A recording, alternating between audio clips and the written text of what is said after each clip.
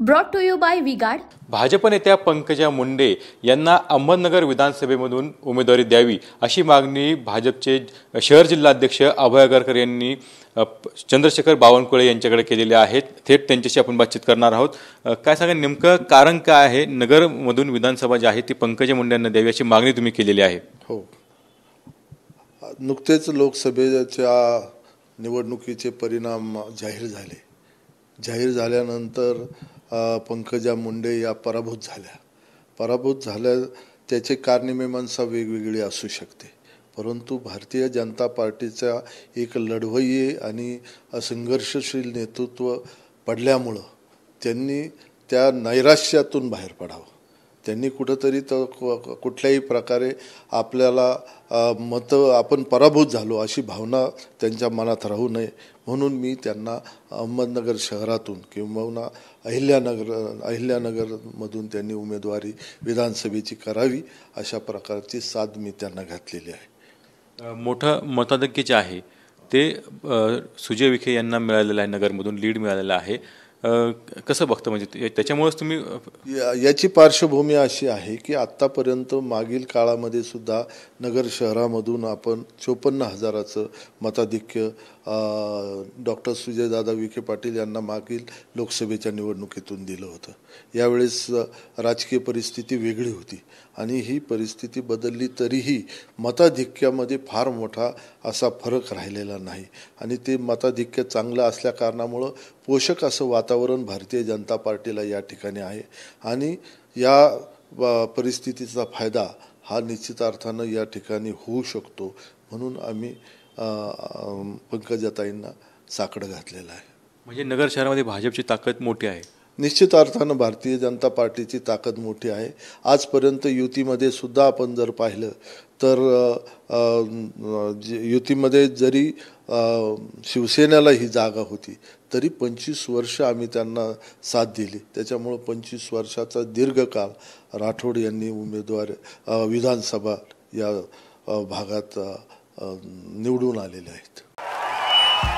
भाइयों बहनों, उनके राज में पावर रहे अनस्टेबल और हम रखे सब स्मूथ और स्टेबल।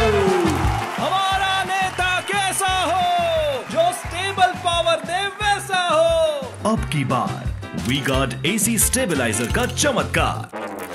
पण तुम्ही पंकजा मुंडेंना विधानसभेची मागणी करतायत, तुमच्याकडे उमेदवार नाही का? म्हणजे भाजपला इथे नाही, उमेदवार असण्याचं कारण नाही आहे। उमेदवार निश्चित अर्थानं आहे, परंतु एक गोष्ट लक्षात ठेवली पाहिजे की आदरणीय स्वर्गीय गोपीनाथजी मुंडे यांचा बीड आणि नगर जिल्ह्याशी फार मोठा संबंध होता।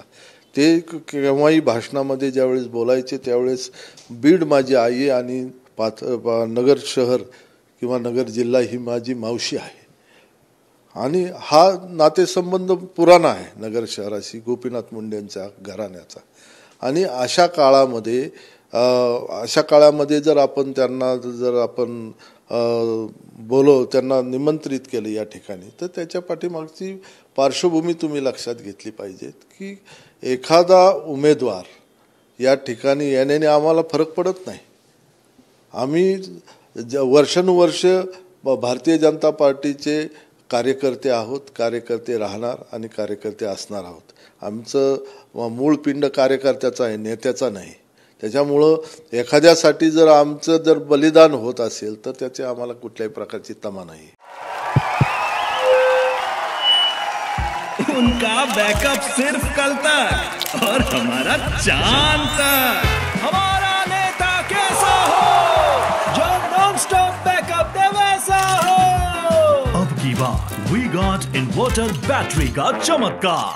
भाजपचा उमेदवार निश्चित नगर शहरातून निवडून येऊ शकतो। नगर शहरातून 101% भारतीय जनता पार्टीचा उमेदवार निवडून येऊ शकतो हे आम्हाला खात्री आहे आणि म्हणूनच आम्ही त्यांना या ठिकाणी निवडणूक लढवण्याचे विनंती केलेली आहे। तर निश्चितच आपण बघितलं की पंकजा मुंडे यांचा किंवा भारतीय जनता पार्टीचा उमेदवार जो आहे तो नगर शहरातून निवडून येऊ शकतो असा विश्वास जो आहे तो अभय आगरकर यांनी व्यक्त केलेला आहे। कॅमेरामन अनिकेतसह Kunal Jaykar, TV9 Marathi, Ahmednagar. Brought to you by V-Guard.